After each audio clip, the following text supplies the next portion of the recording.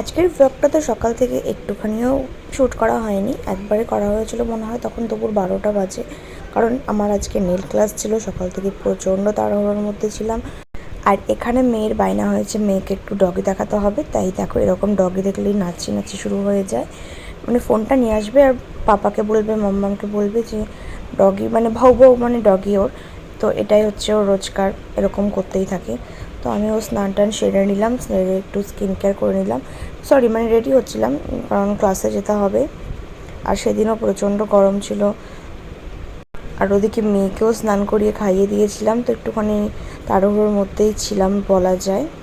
আর আমার নেল ক্লাসটা থাকে 12:30 থেকে 3টে 3:30 অবধি, তো সেই মতোই আমরা যাই আর কি। তো 5-10 মিনিট দেরি হয়ে যেতেই পারে। তো এই দেখো বলতে বলতে রেডিও হয়ে গিয়েছিলাম, তারপরে মেয়েকে একটুখানি খাইয়ে ঘুম পাড়িয়ে দিয়েছিলাম, যাতে ও একটুখানি ঘুমোতে পারে, উঠে ফ্রেশ লাগবে, খেলতে পারবে, অসুবিধা হবে না। যেহেতু ওর বাবা ছিল বাড়িতে, তাই ও খুব একটা অসুবিধা হয়নি। তো তারপরে আমিও চলে গেলাম ক্লাসে। সেদিন একটুখানি লেট হয়ে গিয়েছিল যেতে যেতে। তারপর দেখি যে আরেকজন থাকে, সেও এখনও এসে পৌঁছায়নি, তো রিলিফ হলাম। তারপর আমাদের রোজকার ক্লাস শুরু হলো। আর সেদিন ছিল আমাদের প্র্যাকটিক্যাল ক্লাস। তো আমি বলেছিলাম যে আগে আমার হাতে নেইল করাতে, কারণ আমি এর আগে কোনো দিনও নেইল করিনি। তো দেখতাম আর কি যে হাতে বসিয়ে ঠিক কেমন ফিল হয় না হয়। তো সেই জন্যে আমার হাতেই করছিল আমাদের ম্যাডাম।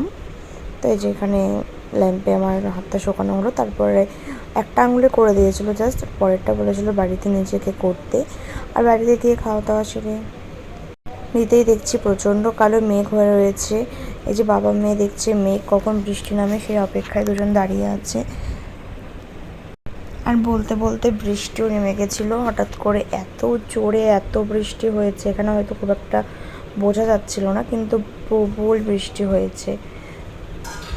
আর এখন বৃষ্টির আগেই বাজ পড়ে নেয় কয়েকটা, তো বেশ ভয়ই লাগে। আর এখানে ম্যাডাম দেখো ঘরের মধ্যে বসে বসে নাচানাচি করছে, কারণ বাবা বলছে যে বৃষ্টি পড়ছে খুব মজা, হাততালি দাও, তাই হাত তুলে দিচ্ছে। ও বেশ মজা করে বৃষ্টিটা, কিন্তু বাজ পড়লে একটুখানি ভাবে যে কোত্থেকে আওয়াজটা হলো আর কি। তো দেখো প্রায় মনে হয় 1-1.5 ঘন্টা ধরে বৃষ্টি হয়ে গেছে। ভেবেছিলাম বিকেলে একটু বেরোবো ঘুরতে, কিন্তু বেরোনোর সময় হয়নি, কারণ দুজনাই ঘুমিয়ে পড়েছিল। মানে বাবা মেয়ে খুব রাগ হচ্ছিলো। আর এখানে আমি আমার একটা নেলস করছিলাম, ওরা ঘুমোচ্ছিলো, তাই এখানে মেয়ে উঠে ভাবছে এগুলো মা কী হাতে লাগিয়েছে। তো সেই দুঃখে বাবার পেটে একটুখানি ঢিসুম ঢিসুম করে দিল। তো এইভাবেই কাটলো দিনটা। Bye bye.